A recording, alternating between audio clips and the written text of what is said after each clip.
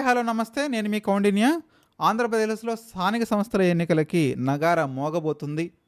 స్థానిక సంస్థల ఎన్నికల వేడి క్రమక్రమంగా రాజుకుంటుంది. మరో 2 నెలల్లోనే స్థానిక పోరు మొదలయ్యేటువంటి అవకాశాలు ఉన్నటువంటి నేపథ్యంలో అధికార కూటమి వర్సెస్ ప్రతిపక్ష వైసీపీ పార్టీలు ఇప్పటికే ప్రతి వ్యూహాలకి పదును పెడుతున్నాయి.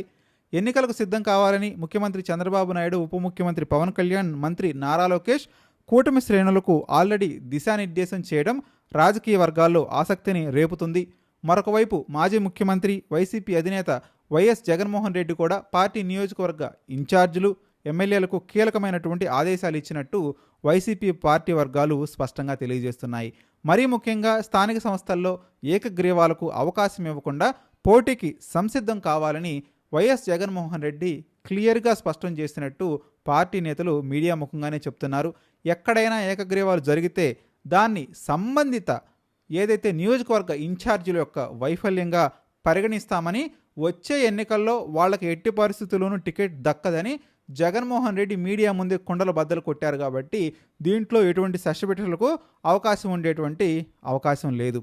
స్థానిక సంస్థలపై కూటమి శిబిరాల్లో జరుగుతున్నటువంటి చర్చల్లో ఒక ఆసక్తికరమైనటువంటి పరిణామం అయితే ఇప్పుడు కనిపిస్తుంది.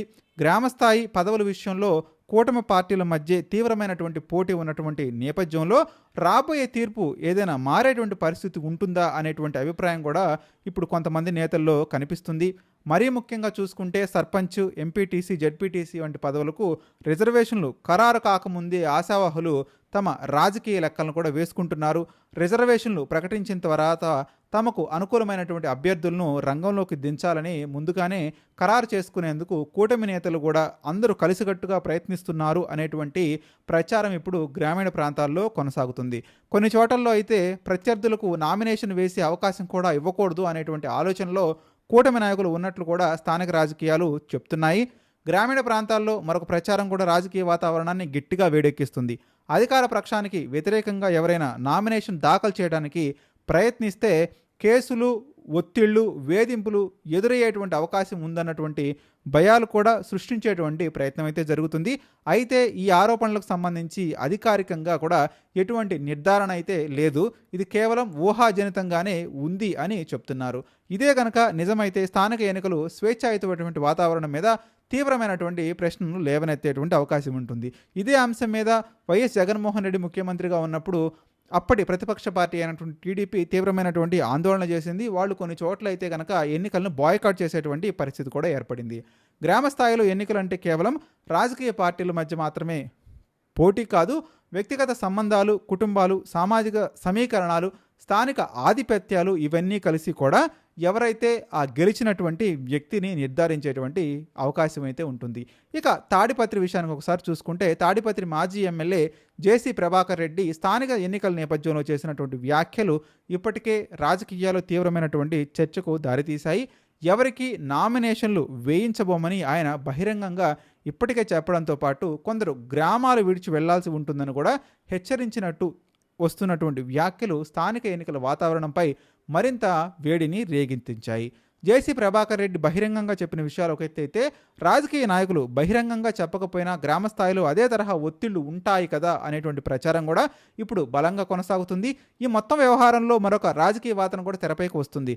గతంలో వైసీపీలో అధికారంలో ఉన్నప్పుడు తమ పార్టీకి చెందిన అభ్యర్థులు నామినేషన్ కూడా వేయకుండా అడ్డుకున్నారని కూటమి నేతలు అప్పుడు ఆరోపించారు.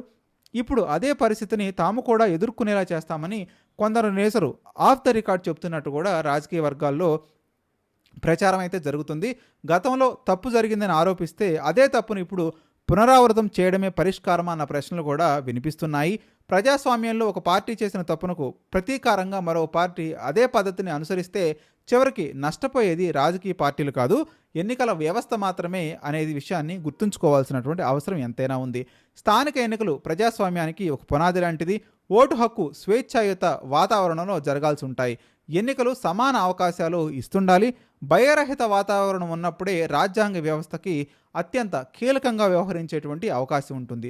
అయితే గ్రామ స్థాయిలో ఆధిపత్య పోరు పెరిగి నామినేషన్ల దశలోనే ప్రత్యర్థులను వెనక్కి తగ్గించే ప్రయత్నాలు కనుక జరిగితే ఎన్నికలు నిర్వహించినా వాటి ప్రజాస్వామ్య విలువపై ప్రశ్నలు తలెత్తడం అనేది సహజం. ఈసారి స్థానిక సంస్థల ఎన్నికలు కేవలం ఎవరు గెలుస్తారు, ఎవరు ఓడిపోతారు అనే రాజకీయ పోరాటంగా మాత్రం చూడడం ఎంతమాత్రం సరికాదు.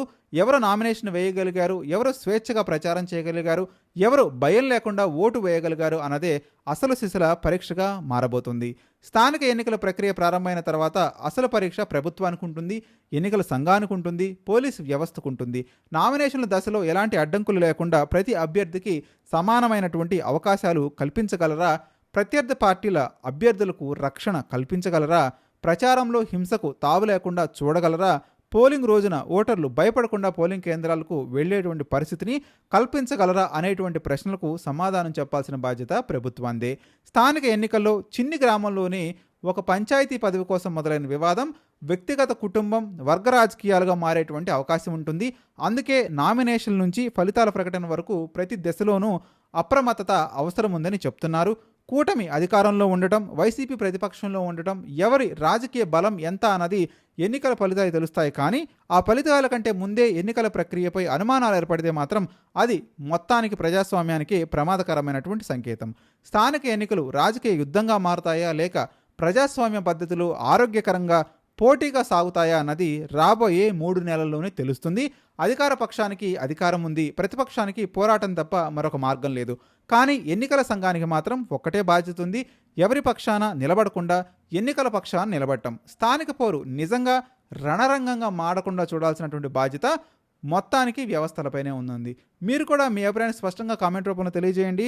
నిజంగా రాబోయే స్థానిక సంస్థల ఎన్నికలు ఏపీలో ఒక రణరంగాన్ని తలపించబోతున్నాయా? మర్చిపోకుండా కామెంట్ చేయడానికి ప్రయత్నించండి.